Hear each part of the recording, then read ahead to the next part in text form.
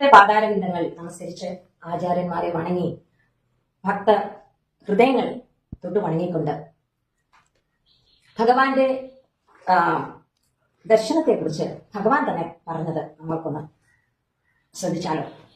ബാലനായ നമ്മൾ അവർണ്ണനീയമായ പരമാനന്ദ അവസ്ഥയിലേക്ക് ലയിച്ചു. ഇതിനു മുമ്പ് ഭാഗമുണ്ട്, ഞാൻ ചില ഭാഗങ്ങൾ മാത്രമാണ് എടുക്കുന്നത്. ആ അവസ്ഥ നമ്മളിലേക്കും ലയിച്ചു.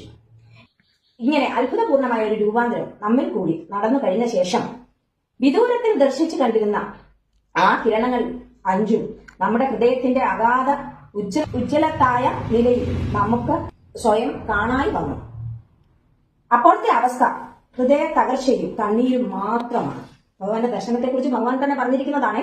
എന്ന് മാത്രമല്ല, നാം ഈ ലോകം വെടിഞ്ഞ് വേറൊരു രാജ്യത്ത് നിലകൊള്ളുന്നതായി പരിപൂർണ ബോധ്യമാണ്.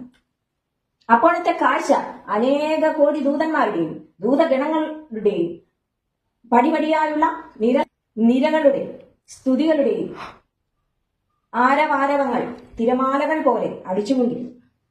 അവിടുത്തെ കാര്യങ്ങളൊക്കെയും നവാനവങ്ങളായി വർണ്ണിച്ചാലും നിർമ്മലവും നിഷ്കളങ്കമായും തീർന്നിട്ടുള്ള ആത്മാക്കൾക്കല്ലാതെ ഇതിനെ അറിയാൻ ആർക്കും സാധ്യമല്ല.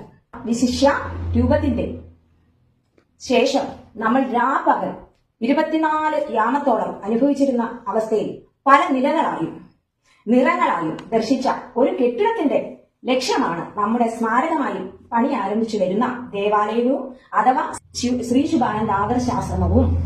അതായത് ആ ദർശനത്തിൽ കണ്ട ദേവാലയമാണ്. അതായത് കലിയുഗ മോക്ഷത്തിന് അനേകം ഭക്തർ വന്ന് ശുദ്ധീകരിക്കപ്പെടുന്ന ഒരു ദേവാലയമാണ് ശ്രീ ശുഭാനന്ദ ആദർശാശ്രമം. അതിലേക്ക് തന്നെ സൃഷ്ടികമായ നമ്മൾ സൽക്കർമ്മികളായി പ്രവർത്തിച്ചാൽ മാത്രമേ ആ ലക്ഷ്യസ്ഥാനത്തേക്ക് നമ്മൾക്ക് എല്ലാവർക്കുമുള്ള മോക്ഷമാത തെളിയുന്നുള്ളത് വിനയപുരസ്സരം മനസ്സിലാക്കി അറിയിച്ചുകൊണ്ട് ഭഗവാന്റെ പാതാര ബിന്ദത്തിൽ ഈ അനുഭവ സാക്ഷ്യം ഭക്തി ആദരവോടെ സമർപ്പിക്കുന്നു.